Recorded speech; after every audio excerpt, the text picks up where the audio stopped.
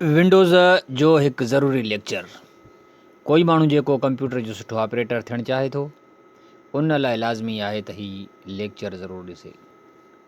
हिन लेक्चर में ज़रूरी ॻाल्हियूं सेखारींदासीं, उहे ॻाल्हियूं जंहिंजी तव्हांखे अगरि ॼाण हूंदी त लाज़मी तव्हां विंडोज़ जो कोई बि प्रोग्राम जेको तव्हां घर, ऑफिस, दुकान या किथे बि हुजो, हिकु प्रोफेशनल अंदाज़ में हिकु तजुर्बेकार ऑपरेटर वांगुरु हलाए सघो था। केतिरा ई दोस्त अहिड़ा आहिनि जिन खे मौक़ियो त आहे ऐं डिग्री बि आहे पर ॼाण ऐं तजुर्बो न आहे। जॾहिं सेंटरनि ते सिख्या मिलंदी आहे त उते ध्यानु न हूंदो आहे या वरी प्रैक्टिस करण जो वक़्तु न मिलंदो आहे। नतीजे में डिग्री त मिलंदी आहे पर हिमत पैदा न थींदी आहे त किथे कंप्यूटर जे ऑपरेटर जी नौकरी कजे या पंहिंजो को कारोबार शुरू कजे या ऑनलाइन रोज़गार कजे। हाणे उन मुतालिक़ तफ़सीली बहस खां अॻु में तव्हांखे गुज़ारिश आहे त अगरि तव्हां हिन चैनल खे सब्सक्राइब न कयो आहे त ज़रूरु सब्सक्राइब कयो ऐं बेल बटण ते बि क्लिक कयो जीअं हर ज़रूरी मालूमात तव्हां ताईं बर वक़्तु पहुचंदी रहे। हाणे वधूं था असली बहस तरफ़। सभ खां पहिरीं असीं विंडोज़ ते बहस कंदासीं त विंडोज़ छा आहे।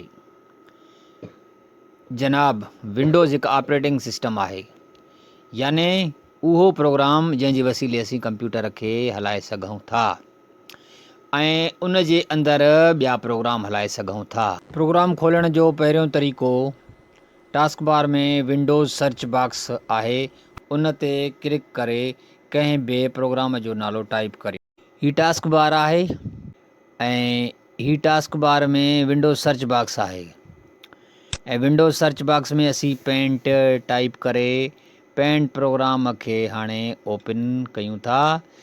प्रोग्राम खोलण जो ॿियो तरीक़ो स्टार्ट मेन्यू ते क्लिक करे आल प्रोग्राम ते क्लिक करे उन में मेन्यू खोलियो, स्टार्ट बटन ते क्लिक करियो ऐं उन खां बाद में स्टार्ट मेन्यू खुली आहे। हीउ स्टार्ट मेन्यू आहे ऐं उन खां बाद में हाणे हीउ स्टार्ट मेन्यू खुलियल आहे जंहिंमें A to Z प्रोग्राम मौजूदु आहिनि, जंहिंखे स्क्रोलिंग करे हेठि मथे करे पंहिंजी मर्ज़ीअ जो प्रोग्राम खोलियो, छाकाणि त हिन जे अंदरि A to Z प्रोग्राम मौजूदु आहिनि। हाणे एक्सेसरीज़ ते असीं क्लिक कयूं था, उन खां बाद में हीउ पेंट आई, असीं पेंट ते क्लिक करे पेंट प्रोग्राम खोलण खां बाद में उनखे हाणे असीं क्लोज़ करे रहिया आहियूं।